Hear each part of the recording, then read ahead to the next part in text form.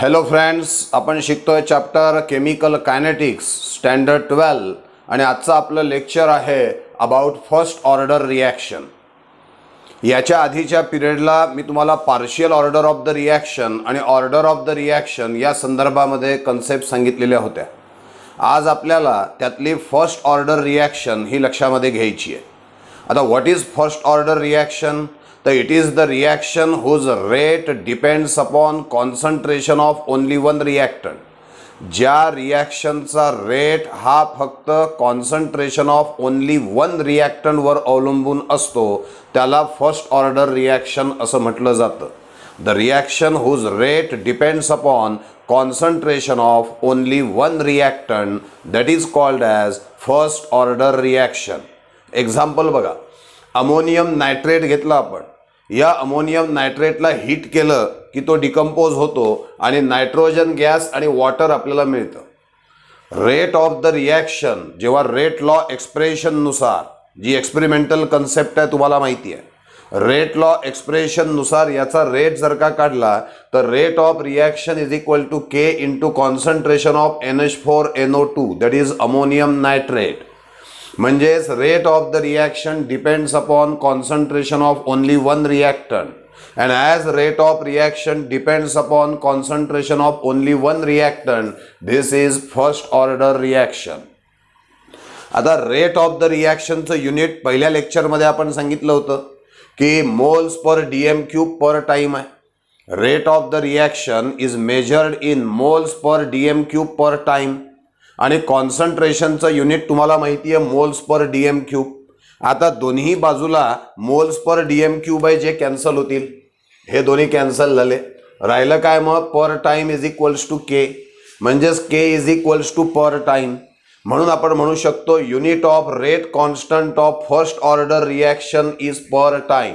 Unit of rate constant of first order reaction is per time. वेगवेगळ्या ऑर्डरच्या rate कॉन्स्टंटचं unit वेगवेगळं असतं. हे आपण रेट कॉन्स्टंटचं युनिट बघतो आहोत पर टाइम. हे कुठल्या रिॲक्शनसाठी आहे? तर फर्स्ट ऑर्डर रिॲक्शनसाठी आहे. मी या ठिकाणी काही रिॲक्शन्स लिहिलेल्या आहे. या सगळ्या फर्स्ट ऑर्डर रिॲक्शन आहे.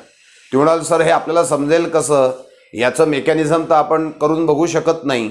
तर मी तुम्हाला मागच्याही लेक्चरमध्ये सांगितलं होतं की बोर्डाच्या पुस्तकात आणि NCERTच्या पुस्तकात जेवढ्या रिॲक्शन्स दिलेल्या आहेत त्या रिॲक्शन त्या चॅप्टरमध्ये, केमिकल कायनेटिक्स चॅप्टरमध्ये जेवढ्या रिॲक्शन्स दिलेल्या आहेत त्या सगळ्या रिॲक्शन्स एका चार्टमध्ये आणा. फर्स्ट ऑर्डरच्या कोणकोणत्या दिल्या आहेत, झिरो ऑर्डरच्या कोणत्या आहेत, सेकंड ऑर्डरच्या कोणत्या आहेत, थर्ड ऑर्डरच्या कोणत्या आहे, फ्रॅक्शनल ऑर्डरच्या कोणत्या आहे, असा एक चार्ट बनवा. आणि तो जो चार्ट आहे तो चार्ट वाचा वारंवार. म्हणजे मग तुम्हाला समजेल की कोणती फर्स्ट ऑर्डर आहे, कोणती सेकंड ऑर्डर आहे. कारण आपण तर काही मेकॅनिझम करून बघू शकत नाही. भलेही आपण डेफिनेशनमध्ये सांगताना सांगतो की it is a experimental concept, पण आपल्यासाठी ती एक्सपेरिमेंटल असून सुद्धा पाठांतराचीच कन्सेप्ट आहे. ती वारंवार वाचूनच लक्षामध्ये ठेवावी लागणार आहे. कारण सगळ्या रिॲक्शनचं मेकॅनिझम आपल्याला नाही आणि त्यामुळे तुम्हाला चार्ट बनवावा लागेल. कोणत्या फर्स्ट ऑर्डर आहे, कोणत्या झिरो आहे, सेकंड, थर्ड, सगळ्या ऑर्डर जे आहेत यानुसार चार्ट बनवून तुम्हाला करावं लागणार आहे. लक्षात येत आहे ना? मग आता twice of H2O2 gives twice of H2O plus O2. Decomposition of hydrogen peroxide. Balance रिॲक्शनमध्ये दिसत आहे दोन मॉलिक्यूल भाग घेतात आहे, पण रेट लॉ एक्सप्रेशननुसार जेव्हा याचा रेट काढल्या गेला तेव्हा याचं मेकॅनिझम अभ्यासल्यानंतर जेव्हा रेट काढल्या गेला तेव्हा rate is equals to K into concentration of H2O2. म्हणजे rate of reaction depends upon concentration of only one reactant and that's why this is first order reaction. या रिॲक्शनमध्ये C2H5Cl gives C2H4 plus HCl. याचा rate कसा लिहिता येईल? तर या ठिकाणी आपण घेऊ C2H5Cl. Rate of reaction depends upon concentration of only one reactant, hence it is first order reaction. तिसरी, twice of N2O5 gives 4NO2 plus O2. या ठिकाणी भलेही बॅलन्स रिॲक्शन मध्ये स्टायकोमेट्रिक कोएफिशियंट N2O5 चा 2 आहे, पण रेट जेव्हा आपण तपासतो तेव्हा N2O5 चा एकच मॉलिक्यूल हा रेट ऑफ रिॲक्शन वर परिणाम करतो. म्हणजेच rate of reaction depends upon concentration of only one reactant and that's why it is also first order reaction. SO2Cl2 gives SO2 plus Cl2. It is also first order reaction. त्याच्याविषयी rate law काय लिहिता येईल? Rate is equals to K into concentration of SO2Cl2. पुढची reaction cyclopropane. हा cyclopropane आहे बघा. This is cyclopropane. सायक्लोप्रोपेनला heat केल्यावर तो तुम्हाला प्रोपीन देतो. CH3CH double bond CH2. तर ही जी रिॲक्शन आहे ही सुद्धा फर्स्ट ऑर्डर रिॲक्शन आहे. याचा अर्थ rate of the reaction depends upon concentration of only one reactant. तर ज्या ज्या रिॲक्शन मध्ये तुम्हाला असं दिसेल की rate of reaction depends upon concentration of only one reactant, त्या सगळ्या रिॲक्शन कोणत्या हेडिंग खाली येतील? तर फर्स्ट ऑर्डर रिॲक्शन या हेडिंग खाली येणार आहेत. इथे 3 गोष्टी आपण महत्त्वाच्या बघितल्या. पहिली गोष्ट definition. It is the reaction whose rate depends upon concentration of only one reactant. दुसरी महत्त्वाची गोष्ट unit of rate constant of first order reaction is per time. आणि तिसरी महत्त्वाची गोष्ट म्हणजे हे एक्झाम्पल. याच्या सकट हे पण फर्स्ट ऑर्डर आहे आणि हे 5 एक्झाम्पल. अजूनही तुम्ही NCERTच्या पुस्तकामध्ये किंवा टेक्स्टबुकमध्ये जर का तुम्ही बघितलं तर काही एखादी रिॲक्शन आढळली तर तुम्ही तुमच्या चार्टमध्ये ॲड करा. कॉमेंट बॉक्समध्ये मला सुद्धा पाठवून द्या. जर का NCERTच्या बोर्डाच्या पुस्तकात फर्स्ट ऑर्डरची यापेक्षा वेगळी रिॲक्शन जर का सापडली तर तुम्ही स्वतः लिहा आणि कॉमेंट बॉक्समध्ये सुद्धा पाठवायची आहे. अजून आपल्याला या फर्स्ट ऑर्डर रिॲक्शनचे आता एक्सप्रेशन लक्षामध्ये घ्यायचं आहे. इंटिग्रेटेड रेट लॉ एक्सप्रेशन आता आपण बघणार आहोत, जे अतिशय महत्त्वाचं. Now about the expression for the integrated rate law or expression for the rate constant of the first order reaction, that is unimolecular reaction. आपल्याला integrated rate law expression for the first order reaction आता लक्षामध्ये घ्यायचं आहे. सगळ्यात पहिल्यांदा आपण definition of integrated rate law expression लक्षात घेऊ. याच्या नावामध्येच डेफिनेशन लपली आहे, इंटिग्रेटेड रेट लॉ एक्सप्रेशन. मग काय डेफिनेशन आहे? It is the expression which is obtain bye integrating rate law. It is the expression which is obtain bye integrating the rate law and it is the expression which tells us about the relation between concentration of reactant and time. हे असं expression आहे जे concentration of reactant आणि time या दोघांमधलं relation आपल्यासमोर मांडतं. म्हणजे याच्या डेफिनेशनमध्ये 2 वाक्य येतील. It is the expression which is obtain bye integrating the rate law and it tells us about the relation between the concentration of reactant and time. This is about the definition of integrated rate law expression. आता हे expression आपल्याला derive करायचं आहे. मग derive करण्यासाठी let us consider a simple reaction A gives product. ही एक first order reaction आपण घेतली की A गिव्स प्रॉडक्ट. आता रिॲक्शन सुरू व्हायच्या आधी म्हणजे initially at time t is equals to 0 म्हणजे रिॲक्शन सुरूच व्हायची आहे. Time t is equals to 0. The concentration of A let it be A0. जे सुरुवातीला रिॲक्शन सुरू होण्याच्या आधी कॉन्सन्ट्रेशन ऑफ रिॲक्टंट किती आहे? A0 moles per dm3. एवढा रिॲक्टंट आपल्याकडे उपलब्ध आहे. आता रिॲक्शन सुरू झाली. रिॲक्शन सुरू झाल्यानंतर t एवढा वेळ गेला आफ्टर टाइम t. मग आता जसं रिॲक्शन सुरू झाली concentration of reactant decreases and concentration of product increases. कारण reactant get converted into product. तर रिॲक्टंटचं कॉन्सन्ट्रेशन कमी कमी होत जातं. तर आफ्टर टाइम t आपल्याकडे जो रिॲक्टंट उरलेला आहे लेट इट बी AT. किती उरला आपल्याकडे? AT एवढा उरलेला आहे. पहिले किती होता? A0. आता किती उरला? उरलेला रिॲक्टंट म्हणतोय मी. किती रिॲक्टंट उरला? AT. म्हणजे याचा अर्थ किती रिॲक्टंट प्रॉडक्टमध्ये कन्व्हर्ट झाला? तर A0 minus AT. After time t A0 minus AT moles per dm cube of A is converted into product. पुन्हा एकदा let us consider the first order reaction A gives product. Initially सुरुवातीला at time t is equals to 0 आपल्याकडे reactant आहे A0. T एवढा वेळ गेला, after time T आपल्याकडे उरलेला रिॲक्टंट आहे AT. म्हणजे याचा अर्थ आफ्टर टाइम टी किती रिॲक्टंट प्रॉडक्टमध्ये कन्वर्ट झाला, तर A0 मायनस AT एवढा रिॲक्टंट हा प्रॉडक्टमध्ये कन्वर्ट झालेला आहे. आता ही जी रिॲक्शन आहे ए गिव्स प्रॉडक्ट, याला रेट लॉ एक्सप्रेशन लावा. According to rate law, rate is equals to K into concentration of reactant A.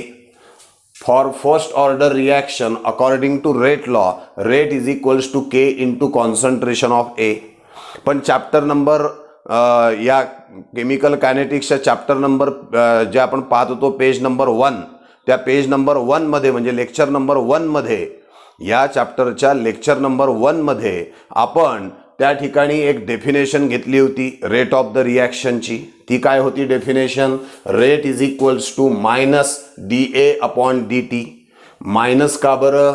Because as the reaction progresses concentration of reactant decreases. बरोबर, म्हणजे हे आहे अकॉर्डिंग टू रेट लॉ, हे आहे according to definition of rate of reaction. Rate law नुसार rate is equals to K into concentration of A. Definition of rate of reaction नुसार rate is equals to minus dA upon dt. आता हे दोन्हीही rate आहे एकाच रिॲक्शनचे, म्हणजे त्यांना तुम्ही इक्वेट करू शकता. By equating 1 and 2 we have minus dA upon dt is equals to KA. आता ए वाल्या टर्म एका साईडला आणू आपण. मग मी या ए ला इकडे आणतो, dt ला इकडे नेतो. म्हणजे काय आलं? dA upon A is equals to minus K dt. काय झालं? मायनस आणि dt इकडे नेला, ए इकडे आणलाय. म्हणजे काय झालं? dA upon A is equals to minus K dt. Equation number 3. आता हे जे इक्वेशन नंबर 3 आपल्याला मिळालेलं आहे, याला आपण इंटिग्रेट करणार आहोत. Integrate this given equation within the limits of concentration and time. कॉन्सन्ट्रेशनचे लिमिट्स काय आपले सांगा? सुरुवातीला आपल्याकडे होतं A0, नंतर किती राहिलं? AT. टाइमचे लिमिट्स काय आहे? तर सुरुवातीला T इज इक्वल टू 0, नंतर T is equal to T. म्हणजे integrate the above equation within the limits of concentration A0 to AT and time T0 to T. याच्यामध्ये आपण याला इंटिग्रेट करणार आहे. मग इंटिग्रेशन है ना, integration A0 to AT dA upon A, याचं इंटिग्रेशन घेतलं. लिमिट्स काय आहे? A0 टू A आहे, A0 टू AT आहे. मग याला इंटिग्रेट केलं आपण. इंटिग्रेट A0 टू AT इथे लिहिलं इज इक्वल्स टू, हा K आणि मायनस K हा कॉन्स्टंट आहे, त्याच्यावर इंटिग्रेशनचा काही परिणाम होत नाही, त्याला बाहेरच ठेवलं आपण. मग minus K integration 0 to T dt. हे टाइमचे लिमिट्स आहे 0 टू T, हे कॉन्सन्ट्रेशनचे लिमिट्स आहे A0 टू AT. परत एकदा, हे जे आहे this is the according to rate law, rate is equals to K into concentration of A. This is according to definition rate is equals to minus dA upon dt. या दोघांना equate केलं, मिळालं minus dA upon dt is equals to KA. मग A ला इकडे आणलं, minus dt ला इकडे आणलं. dA upon A is equals to minus K dt. Equation number 3. या इक्वेशन नंबर 3 ला आपण इंटिग्रेट करणार आहे within the limits of concentration A0 to AT, within the limits of time 0 to T. मग काय आलं आपल्याकडे? Integration A0 to AT dA upon A is equals to minus K integration 0 to T dt. आता या ठिकाणी आपल्याला काही इंटिग्रेशनचे फॉर्म्युले हे लक्षामध्ये घ्यावे लागणार आहेत, जे तुम्ही मॅथमॅटिक्समध्ये शिकता. पहिला फॉर्म्युला आहे integration dA upon A is equals to ln A. ln म्हणजे log to the base E. Integration dA upon A is equals to ln A. इथे काय आहे? इंटिग्रेशन dA अपॉन A म्हणजे ln A within the limits of A0 to AT.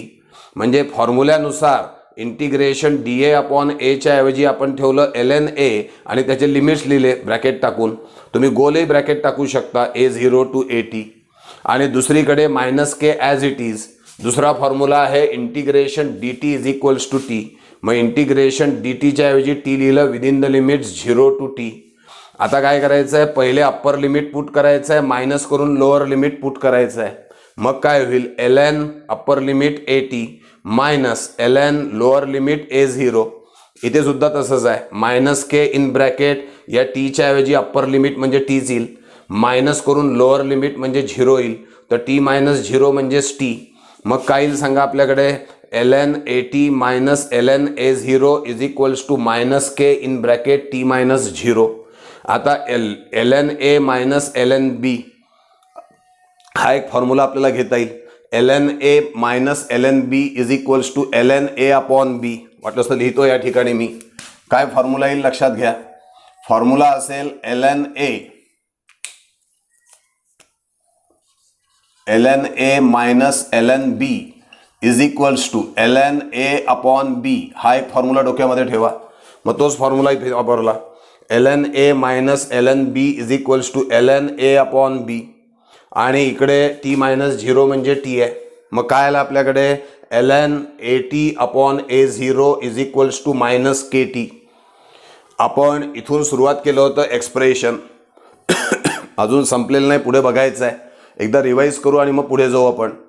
आपण first order reaction घेतली होती A gives product. सुरुवातीला t is equals to 0 असताना concentration होतं A0. टाइम t असताना कॉन्सन्ट्रेशन आहे AT म्हणजेच A0 मायनस AT एवढा रिॲक्टंट हा प्रॉडक्टमध्ये कन्वर्ट झाला आहे. आता ही जी तुमची रिॲक्शन आहे A गिव्स प्रॉडक्ट याला रेट लॉ लावला. Rate is equals to K into concentration of A. याला definition of rate of reaction लावलं. Rate is equals to minus DA upon DT. या दोघांना इक्वेट केलं minus DA upon DT is equals to KA. त्याच्यानंतर A इकडे आणला minus KDT तिकडे नेला. DA upon A is equals to minus KDT equation number 3. आता हे जे इक्वेशन नंबर 3 मिळालेलं आहे याला इंटिग्रेट करणार आपण within the limits of concentration A0 to AT within the limits of time 0 to T. मग याला इंटिग्रेट केलं within the limits of concentration. याला इंटिग्रेट केलं within the limits of time. मग integration A0 to AT DA upon A हे लिहिलं आहे is equal to minus k constant बाहेर ठेवला इंटिग्रेशन 0 टू T DT. आता फॉर्म्युले वापरायचे जे बाजूला दिलेत.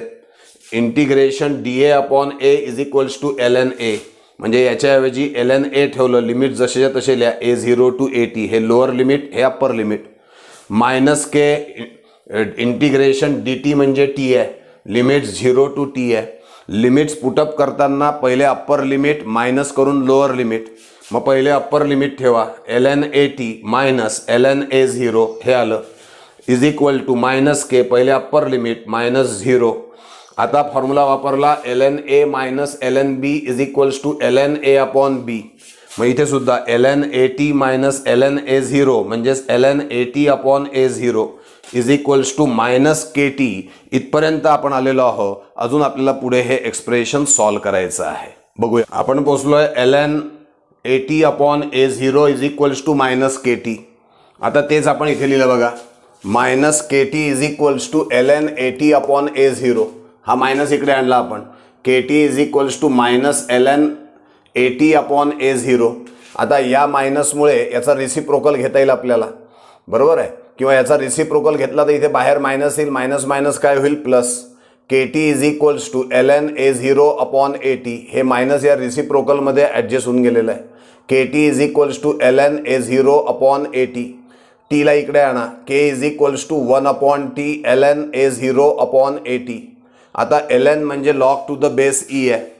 या लॉग टू द बेस ईला जर का लॉग टू द बेस 10 मध्ये कन्वर्ट करायचं असेल तर मल्टिप्लाय बाय 2.303 म्हणजे हा जो ln म्हणजे log to the base E आहे याला लॉग टू द बेस 10 मध्ये आणायचं असेल तर मल्टिप्लाय करायचं 2.303 नी म्हणजे ln is equal to 2.303 into log to the base 10 असतं बघा. म्हणून आपण काय केलं lnचं लॉग टू द बेस 10 घेतलं तर मल्टिप्लाय केलं 2.303 नी. मग k is equals to 2.303 upon T log to the base 10 A0 upon AT. This is integrated rate law expression for the first order reaction. हे अतिशय महत्त्वाचं एक्सप्रेशन आहे. याच्यावरती प्रॉब्लेम पण सोडवायचे आहेत पुढे. k is equal to 2.303 upon T log to the base 10 A0 upon AT. एक साईडमध्ये आपण अजून एक एक्सप्रेशन लक्षामध्ये घेऊ. हेच एक्सप्रेशन मी इथे लिहिलंय बघा, ln AT upon A0 is equals to minus KT. आता हा फॉर्म्युला वापरू आपण. ln A is equals to B, then A is equals to e raise to power B. ln A is equals to B, then A is equals to e raise to power B. मग इथे पण तेच होईल. हा जो आहे हा आहे तुमचा A आणि हा आहे B. मग काय होईल, A is equals to e raise to power B. AT upon A0 is equals to e raise to power minus KT. म्हणजेच AT is equals to A0 into e raise to power minus KT.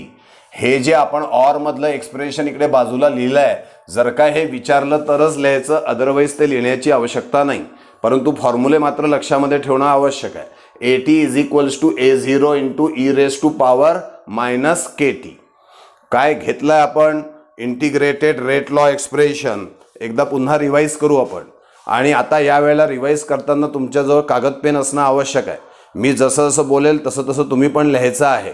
म्हणजेच काय होईल की त्या ठिकाणी तुमचं expression लिहून होईल आणि डोक्यामध्ये ते पक्क बसेल. तर चला आपण लिहायला सुरुवात करूया. Late us consider the first order reaction. लिहा, काय रिॲक्शन आहे, ए गिव्स प्रॉडक्ट. बरोबर. आता इनिशियली सुरुवातीला at time t is equals to 0 असताना याचं कॉन्सन्ट्रेशन किती घेतलं आपण, A0. आता रिॲक्शन सुरू झाली. रिॲक्शन सुरू झाल्यानंतर वेळ गेला t. एवढा वेळ गेल्यानंतर या रिॲक्टंटचं कॉन्सन्ट्रेशन किती उरलं आपल्याकडे, AT. म्हणजे याचा अर्थ A0 मायनस AT एवढा रिॲक्टंट हा कोणामध्ये कन्व्हर्ट झालेला आहे, प्रॉडक्टमध्ये. आता आपल्याकडे रेट ऑफ द रिॲक्शन काढण्याचे दोन मार्ग आहे. एक रेट लॉ एक्सप्रेशन आहे, एक definition of rate of reaction आहे. इथे आपण रेट लॉ वापरला, rate is equals to K into concentration of A. इथे आपण definition of rate of reaction वापरलं, rate is equals to minus DA upon DT. या दोघांना इक्वेट केलं, minus DA upon DT is equals to KA. मग काय केलं, Aला इकडे आणलं, DTला इकडे नेलं, म्हणजे DA upon A is equals to minus KDT. आता हे जे एक्सप्रेशन आहे याला इंटिग्रेट केलं आपण within the limits of concentration and time. मग कॉन्सन्ट्रेशनचे लिमिट्स होते A0 टू AT आणि टाइमचे लिमिट्स होते 0 टू T. या ठिकाणी हे जे साईडला फॉर्म्युले लिहिलेले आहेत यांचा उपयोग आपण केलाय. Integration DA upon A is equals to ln A. मग integration DA upon A ln A limits A0 to AT minus k जैसे थे. इंटिग्रेशन DT म्हणजे T आहे, मग minus K into T limits 0 to T. Limits put up करताना पहिले upper limit minus करून lower limit. मग ln AT minus ln A0 is equals to minus K T minus 0. मग काय झालं, ln AT upon A0 is equals to minus KT. याला जसंच्या तसं इकडे लिहिलं आपण, minus KT is equal to ln AT upon A0. हा मायनस इकडे आणला, KT is equals to minus ln AT upon A0. बरोबर. आता मायनसमुळे याचा रिसिप्रोकल घेता येईल, KT is equals to ln A0 upon AT. मग Tला इकडे आणलं, K is equals to 1 upon T ln A0 upon AT. ln म्हणजे लॉग टू द बेस ईला लॉग टू द बेस 10 मध्ये कन्व्हर्ट केलं, मल्टिप्लाय बाय 2.303. तो फॉर्म्युला लिहिलाय आपण. मग K is equals to 2.303 upon T log to the base 10 A0 upon AT. This is the integrated rate law expression for the first order reaction. या rate law expression मध्ये जर का बघितलं तर log to the base 10 of A0 upon AT हा ratio आहे, म्हणजे ती युनिटलेस क्वांटिटी आहे. याचा अर्थ असा, the unit of rate constant is reciprocal of time. Unit of rate constant is reciprocal of time. Time जर का सेकंड मध्ये असेल तर रेट कॉन्स्टंट पर सेकंड मध्ये असेल. टाइम जर का मिनिट मध्ये असेल तर रेट कॉन्स्टंट पर मिनिट असेल. टाइम जर का अवर असेल तर हा पर अवर असेल. टाइम जर का डे असेल तर हा पर डे असेल. टाइम जर का इयर असेल तर हा पर इयर असेल. जनरल मध्ये टाइम जर का टाइम असेल तर याचं युनिट असेल पर टाइम. दुसरीकडे आपण हेच एक्सप्रेशन पुन्हा इथे लिहिलंय, ln AT upon A0 is equals to minus KT. हा फॉर्म्युला वापरला आपण, ln A is equals to B, then A is equal to e raise to power B. मग AT upon A0 is equals to e raise to power minus KT. A0 इकडे आणा, AT is equals to A0 into e raise to power minus KT. All this is about the expression for the integrated rate law expression for the first order reaction. आणि expression काय आहे K is equals to 2.303 upon T log to the base 10 of A0 upon AT. What is A0? It is the initial concentration of A. What is AT? हे महत्वाचं आहे. What is AT? It is the concentration of reactant remain after time T. Time T नंतर उरलेला reactant आहे. हा सुरुवातीला असलेला reactant आणि हा टाइम T नंतर असलेला reactant. T is the time आणि K is the rate constant. लक्षात येत आहे ना हे? थँक्यू.